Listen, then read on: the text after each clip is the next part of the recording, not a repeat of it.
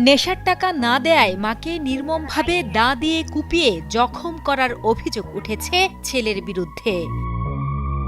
শেরপুর ঝিনাইগাতী উপজেলার মালিঝিকান্দা ইউনিয়নের হাসলিগাঁও গ্রামে ঘটে হৃদয় বিদারক এ ঘটনা। আমরা শাস্তি চাই, কঠিন বিচার চাই। আমার বাচ্চাই, আমার বোনের যে অবস্থা হয়েছে আমরা এটা কিছুতেই মানতে পারতাছি না। বাবা সারাদিন এটা হাসাই, আমি কয়দিন আগে 1800 টাকা হামসাই আমার গিয়া কাম করে দিয়ে দিছি বাড়িতে। 1800 টাকা 8-9 দিন না খাইতে হারা গেছে, 16 দিনে ভাত খাইছে। খাইয়া হাই রে কখন আমার টেহা দিয়ে বিরিয়ানি না দিই, গামজাই না দিই। আমি কইছি বাবা আমার কাছে 4 আনা পয়সাও নাই, তুমি আমারে মাফ করে দেও। বাবা তুমি খাইও নাই রে, এই নিতেই বাবা আমার সুতনাতেই মাইরা গড্ডায় ফেলাই দিল। স্থানীয় সূত্রে জানা যায়, গত 19 মে সকাল 11:30টার দিকে ছেলে হাবিবুর রহমান সিগারেট কেনার জন্য মায়ের কাছে টাকা চান। মা সিগারেট কেনার জন্য টাকা দিতে রাজি না হলে মা ছেলের মধ্যে কথা কাটাকাটির এক পর্যায়ে মায়ের গায়ে হাত তুলেন পাষণ্ড এই ছেলে।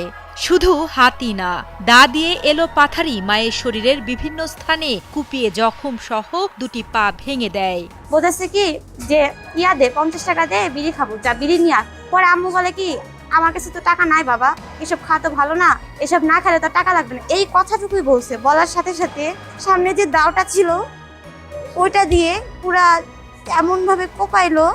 আব্বা তো অসুস্থ, আব্বা ঘরে ছিল, এমন ভাবে কোপাইছে পুরা শোয়া অবস্থায় কয়েকটা কোপ দিছে। আম্মু কোনো মতে খালি একটু মাছাঙ্গির ওই সাইডে গড়ায় চলে গেছে। আমি ওইখান থেকে চিল্লাচ্ছি, ইয়া করতেছি, কেউ তো আসেই নাই। আবার আমাকেও এমন ভাবে এমন ইয়া করছে।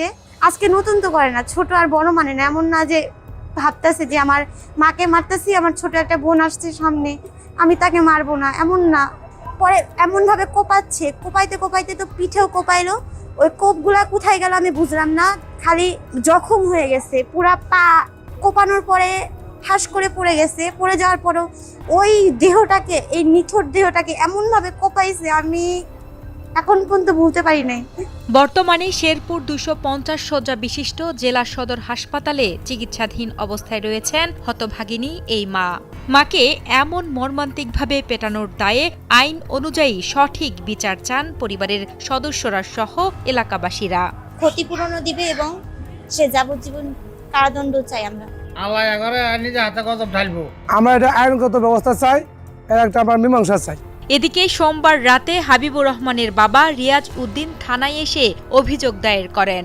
মাকে পেটানোর মর্মান্তিক এই ঘটনার অভিযোগের বিষয়ে সত্যতা পাওয়ার পর 25 বছরের পাষণ্ড ছেলে হাবিবুর রহমানকে 20 মে রাতে গ্রেপ্তার করে ঝিনাইগাতী থানা পুলিশ। এ বিষয়ে ঝিনাইগাতী থানার ভারপ্রাপ্ত কর্মকর্তা বসির আহমেদ বাদল জানান, মঙ্গলবার দুপুরে